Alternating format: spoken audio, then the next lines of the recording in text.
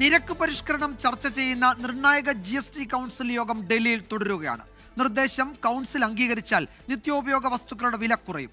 പരിഷ്കാരം നികുതി വരുമാനം ഗണ്യമായി ഇടിക്കുമെന്ന ആശങ്ക പ്രതിപക്ഷ സംസ്ഥാനങ്ങൾ യോഗത്തിൽ അറിയിക്കും. ദീപാവലി സമ്മാനമായി പ്രധാനമന്ത്രി നരേന്ദ്രമോദി പ്രഖ്യാപിച്ച 12%, 28% നികുതി സ്ലാബുകൾ ഒഴിവാക്കുമെന്ന നിർദ്ദേശമാണ് ധനമന്ത്രി നിർമ്മല സീതാരാമന്റെ അധ്യക്ഷതയിൽ ചേരുന്ന 56ാം GST കൗൺസിൽ യോഗത്തിന്റെ പ്രധാന അജണ്ട.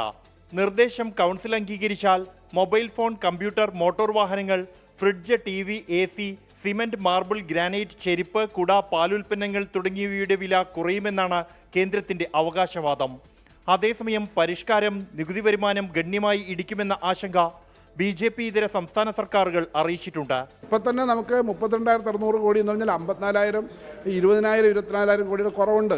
അതിൻ്റെ മേലെ ഇപ്പോൾ വീണ്ടും 8,000, 9,000 കോടി കൂടെ കുറയുമെന്നാണ് ആശങ്ക. അത് കുറയുമോ അതിൽ കൂടെ വരുമോ എന്ന് നമുക്ക് അറിഞ്ഞുകൂടാ. അങ്ങനെ വരുമ്പം സംസ്ഥാനങ്ങളൊക്കെ ഒരു പണവും ഇല്ലാതാവുന്ന സ്ഥിതി വരും.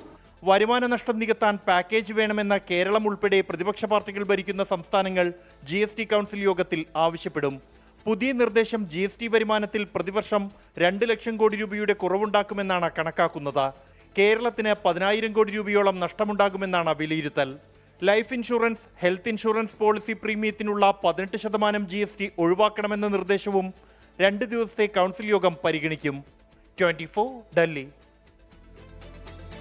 ലോകത്തെവിടെയായാലും ഏത് സമയത്തും 24 വാർത്തകളും ഓഗ്മെന്റഡ് റിയാലിറ്റി പാക്കേജുകളും എക്സ്പ്ലെയിനറുകളും വിശദമായി കാണാൻ ഞങ്ങളുടെ YouTube ചാനൽ നിങ്ങൾക്ക് സബ്സ്ക്രൈബ് ചെയ്യാം.